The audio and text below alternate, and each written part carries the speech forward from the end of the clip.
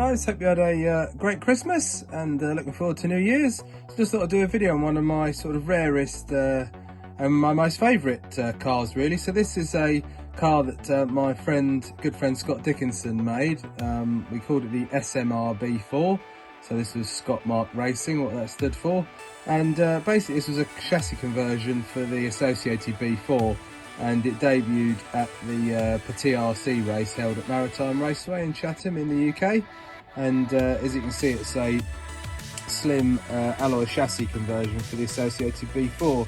So we only ever made two of these, and reason being is the kind of X6 X Factory came along and the kind of mid-motor craze took off, and then everybody was sort of ditching the rear motor cars and going that direction really. So it never made it to full production. So this is number 2 of 2 basically. So I'll whip the body shell off and I'll show you inside. I'll post up a link to the Opel report which the late great Jimmy Opel did on the car. So there was a Petit RC race report that he did, and there's some photographs of the car there as we ran it in its kind of raw unanodized state, so you can check that out. I'll put a link in the description so you can have a look at that, and I think there's some other photographs and bits and pieces knocking around on Opel forum as well. So if I can find those, I'll add the links in the description, you can go and have a look at it.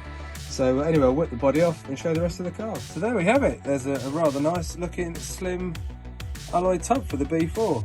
So it's got Predator battery posts on it. So we used to run saddle packs, so you'd have to run a low profile servo in it. I'll see if I can find some photographs with the electrics in and I'll put it on the video. We used to run a low profile servo to squeeze everything in, and a saddle pack sideways there, and then the ESC and receiver kind of mounted up under here and at the back there as well. And then a bit later when I got this going again and we ran shorties in it, so just had a shorty all the way there, then the ESC and receiver at the back.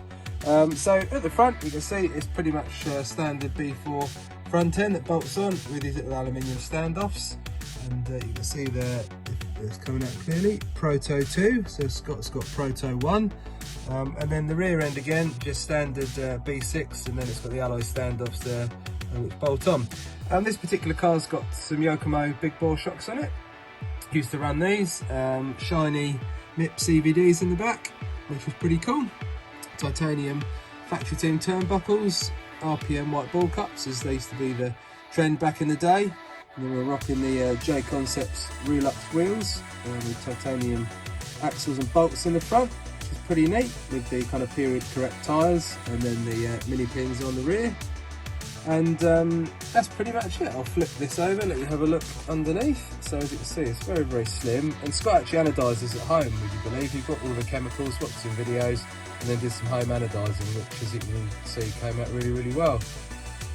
Oh yeah, other thing is rocking some alloy rear hubs as well, so they're pretty neat.